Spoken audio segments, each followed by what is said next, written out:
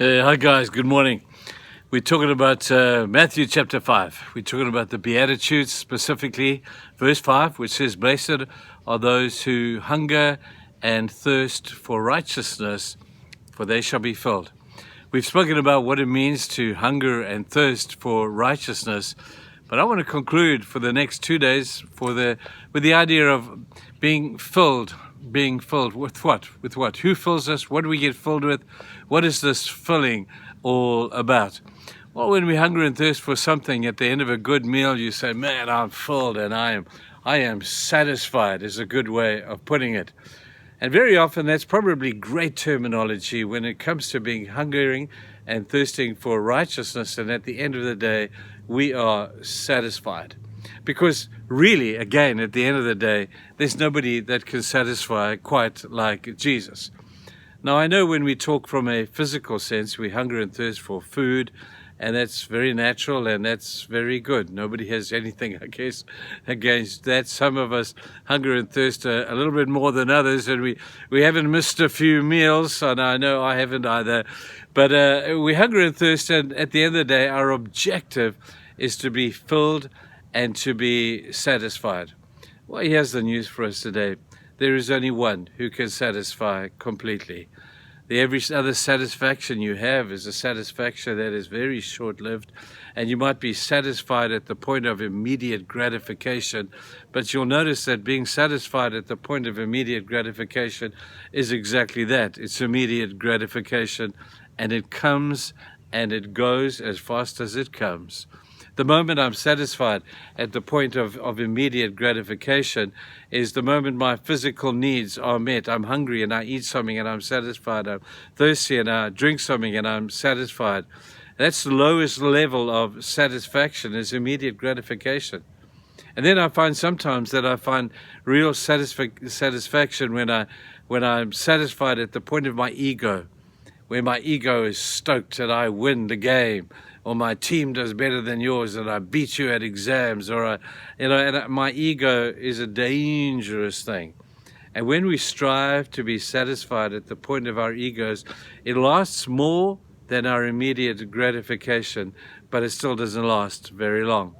You see, if I play a game against you this week and I win, I know I have to play you again next week and I might not win.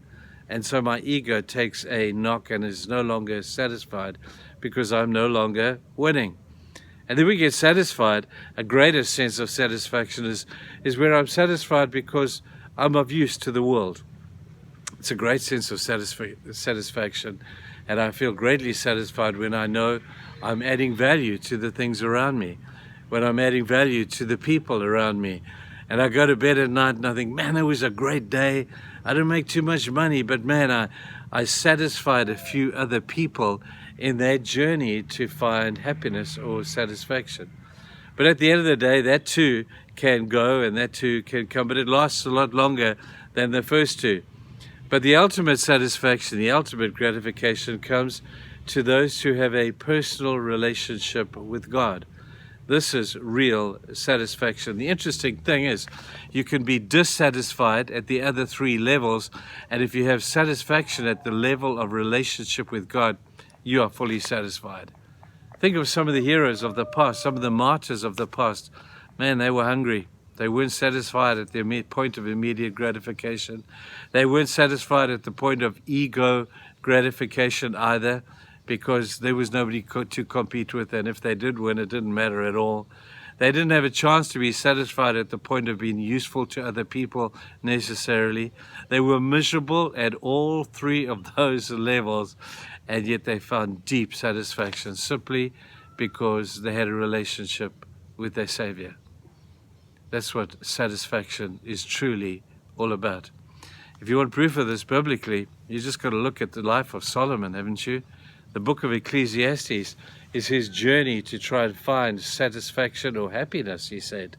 And he found at the end of the day, it's all chasing the wind, and you ultimately come back to where you begin. But satisfaction with God brings great happiness. Not because you have happy circumstances, but it brings a depth of joy to your soul that there can be no substitute for.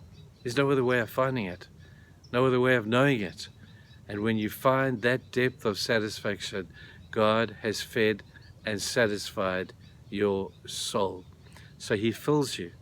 When you hunger and thirst for him, that fills you to a point of absolute satisfaction. It's a great lesson.